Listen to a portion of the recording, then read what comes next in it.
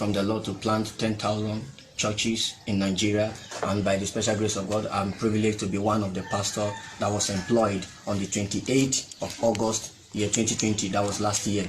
So after that, I engaged in kingdom advancement endeavor. I've been going about doing my duty to the Lord Almighty, trying my possible best to make sure I win souls to Christ.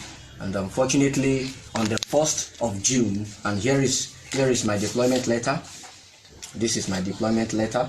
You can see that, you can view it. This is my deployment letter, which carries my name and my station. So on the 1st of July on the 1st of July, I received a call from the state church that the state pastor wants to see me. So I thought I am the only one, so I was surprised. I went, and when I went, I saw some pastors, over 40 pastors seated. So I joined them. Few minutes later, we received a mandate from the Lord to plant 10,000 churches. We were issued a letter, and here is the letter. Here is the letter. So I tried to open the content of the letter to see what was there. I saw that it's a letter of release, and it says, consequent upon the recent performance review, which revealed that your church growth index fall below expectations, please be informed that your service as a pastor in charge are no longer required from this commission with immediate effect. You are to vacate the official accommodation and hand over all properties of the ministry in your custody, including the staff ID card, and to the area pastor before departure.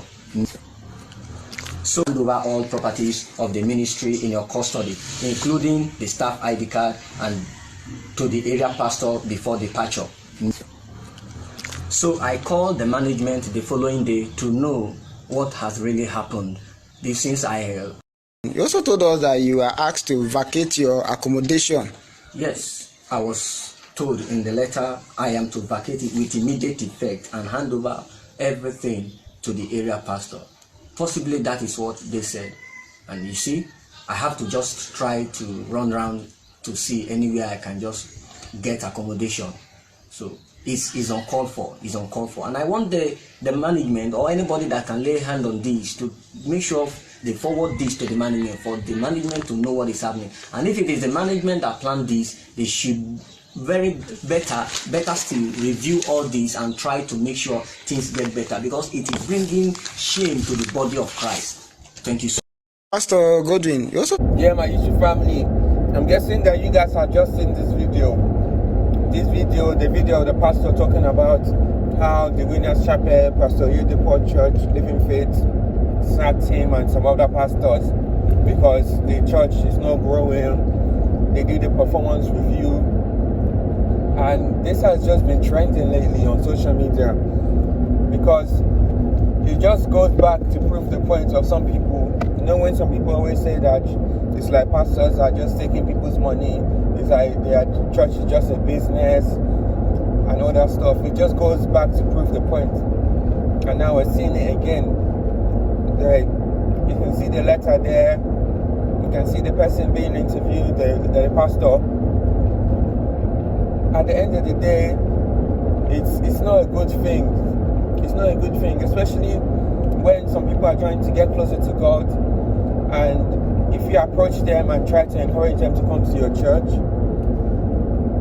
they will not really take you seriously because of such things. They'll just feel like maybe you're just going to bring them to church so that just for money, because maybe your pastor wants more money.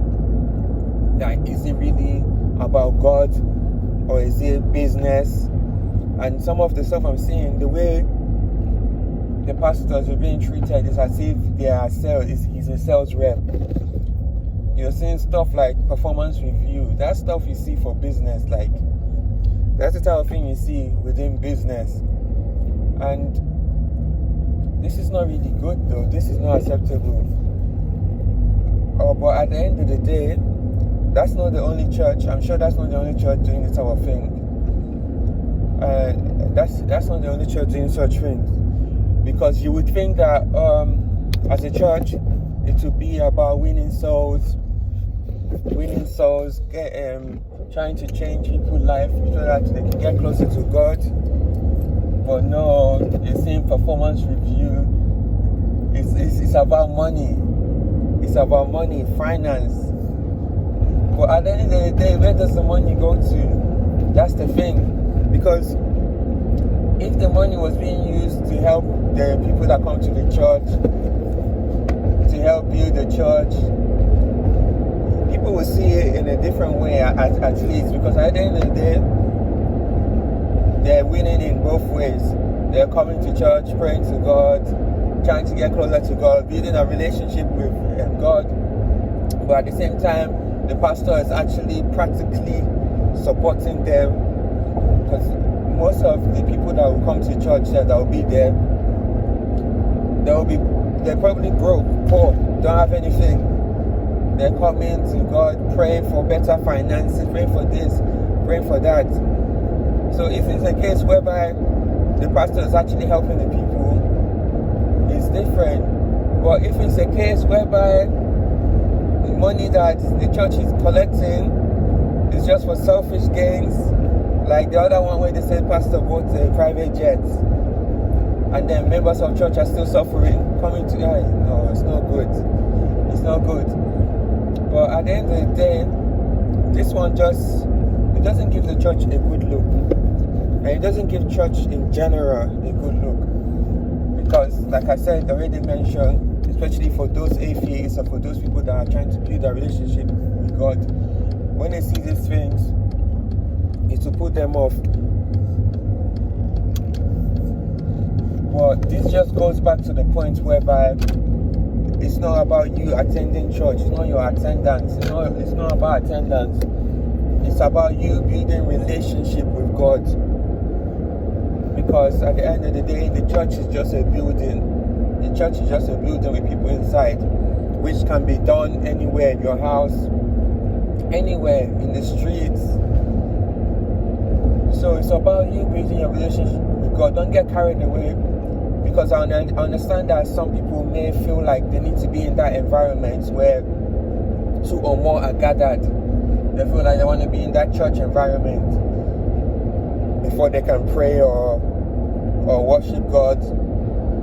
I understand that, but remember not to get carried away. It's all about your relationship with God. Your relationship with God. It would have been, because you see this thing that happened now, maybe if they had said, we want the pastors to win souls, that the aim is to be winning souls, especially try to bring people closer to God. People doing all these bad things, they try to change their lives. That would make sense. But at the same time, it's not really a thing where you would want to sack a pastor because he didn't win enough souls.